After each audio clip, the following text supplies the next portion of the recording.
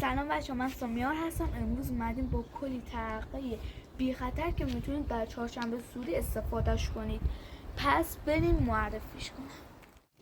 راستی چهارشنبه سوری حواستون به ایوانات باشه.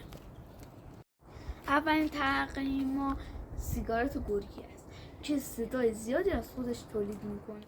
خب دومین ترقه ما ترقه بومبک است که صداش 2 برابر سیگارت و بهتر از سیگارت.